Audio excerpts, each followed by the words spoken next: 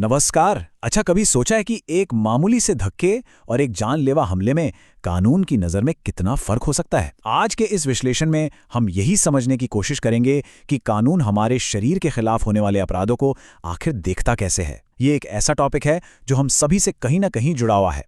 चलिए इस पर थोड़ा और सोचते हैं।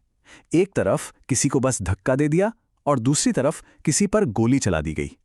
हैं तो दोनों ही फिजिकल एक्ट्स, लेकिन कानून इन दोनों के बीच जमीन आसमान का फर्क मानता है।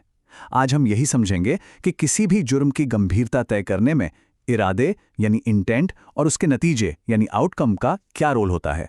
तो सवाल यह है कि कानून इन अपराधों की सीढ़ी बनाता कैसे है। इसकी शुरुआत होती है सबसे बुनियादी स्तर से, बल, हमला और साधारण चोट।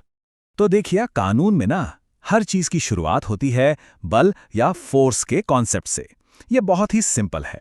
किसी की मर्जी के बिना उसके शरीर को छूना, हिलाना या उस पर किसी भी तरह का असर डालना बल का इस्तेमाल माना जाता है। फिर चाहे वो एक छोटा सा धक्का हो या किसी का हाथ पकड़कर खींचना। अब यहां से चीजें थोड़ी और इंटरेस्टिंग हो जाती हैं। कानून कहता है कि किसी को असल में चोट पहुंचाने की जरूरत ही नहीं है। अगर सिर्फ एक मुक्का भी हवा में लहरा दिया और सामने वाले के मन में ये डर बैठ गया कि बस अब ये पड़ने वाला है, तो पता है क्या, ये भी आपराधिक हमला माना जा सकता है। यहां इरादा और डर असलियत में छूने से ज्यादा जरूरी हो जाता है। तो जब ये बल और हमले का इरादा असल में किसी को शारीरिक नुकसान पहुंचाता है, जैसे मान लीजिए एक थप्पड़ से दर्द हुआ या कोई खरोंच आ गई, तो उसे हम कहते हैं साधारण चोट। ये समझ लीजिए कि सजा मिलने वाले नुकसान का पहला लेवल है। लेकिन क्या होता है जब बात एक मामूली खरोंच या दर्द से बहुत आगे निकल जाती है? यहीं पर कानून एक बहुत साफ, एक बहुत ही मोटी लकीर खींचता है, जहां एक चोट साधारण से गंभीर बन जाती है। और एक बात साफ है, कानून इस मामले में कोई कंफ्यूजन नहीं छोड़ता। गंभीर चोट की एक पक्की लिस्ट है। हम बात करें हड्डी टूटने की, हमेशा के लिए देखने या सुनने की शक्ति खो देने की, या कोई भी ऐसी चोट जो जान के लिए खतरा बन जाए। तो अगर चोट इनमें से किसी भी कैटेगरी में आती है ना, तो फिर अपराध की गंभीरता जमीन से सीधे आसमान पर पहुंच जाती है। और इसका नतीजा यह है कि जानबूझकर किसी को ऐसी गंभीर चोट पहुंचाने की सजा आजीवन कारावास तक हो सकती है। इससे पता चलता है कि कानून शरीर को होने वाले परमानेंट नुकसान को कितना ज्यादा सीरियसली लेता है। शारीरिक चोट से अलग हमारे पास सबसे कीमती चीज और क्या है? हमारी आजादी, राइट? और जब कोई उसे छीनने की कोशिश करता है, तो कानून इसे भी शरीर के खिलाफ एक बहुत ही गंभीर अपराध मानता है। यहां पर कानून बहुत स्पेसिफिक है। 2 शब्द हैं, सुनने में एक जैसे लगते हैं, सदोष अवरोध और सदोष परिरोध। देखिए, अवरोध का सीधा मतलब है किसी को एक डायरेक्शन में जाने से रोक देना, जैसे किसी का रास्ता ब्लॉक कर दिया। लेकिन परिरोध, इसका मतलब है किसी को हर तरफ से घेर लेना, मतलब उसे एक कमरे में बंद कर देना। तो एक आपकी आज़ादी में रुकावट डाल रहा है और दूसरा उसे पूरी तरह से छीन रहा है। और सोचिए, जब यही कैद किसी को उसकी मर्जी के खिलाफ एक जगह से दूसरी जगह ले जाने में बदल जाए, तब हम बात करने लगते हैं व्यापहरण और अपहरण की। यह आज़ादी का पूरी तरह से खात्मा है और जाहिर है कानून इसे बहुत बहुत ज्यादा गंभीरता से लेता है।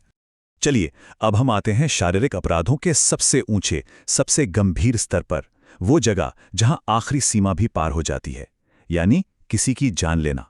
और यहां कानून का सारा ध्यान सिर्फ और सिर्फ एक चीज पर होता है, इरादा। ये एक बहुत ही जरूरी सवाल है। क्या हर मौत को कानून एक ही तराजू में तौलता है? नहीं, बिल्कुल नहीं। किसी की जान जाने के पीछे का इरादा और उस काम की जानकारी, यही तय करता है कि वो अपराध कितना संगीन है। ये जो टेबल है ना, ये सब कुछ एकदम साफ कर देती है। कानून बेसिकली 3 लेवल देखता है। सबसे नीचे है लापरवाही से मृत्यु, मतलब कोई बहुत तेज गाड़ी चला रहा है और एक्सीडेंट हो जाता है, उसका इरादा किसी को मारने का नहीं था। फिर बीच में आता है आपराधिक मानववध। यहां करने वाले को पता है कि उसके काम से किसी की मौत हो सकती है, भले ही उसका सीधा सीधा इरादा मारने का ना हो। और फिर सबसे ऊपर है हत्या। यहां मारने का इरादा बिल्कुल साफ होता है, पहले से तय होता है, और जैसा कि हम देख सकते हैं, इरादा जितना साफ, सजा उतनी ही सख्त। तो ये जो कानूनी सिद्धांत है ना, ये पूरी बहस का निचोड़ है।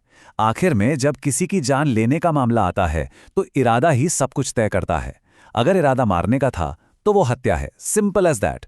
लेकिन अपराध हमेशा एक इंसान तक ही सीमित नहीं होते। क्या होता है जब लोग ग्रुप बनाकर, मिलकर पूरे समाज में दहशत फैलाने के लिए अपराध करते हैं? चलिए अपने आखिरी सेक्शन में इसी पर नजर डालते हैं, संगठित अपराध और आतंकवाद।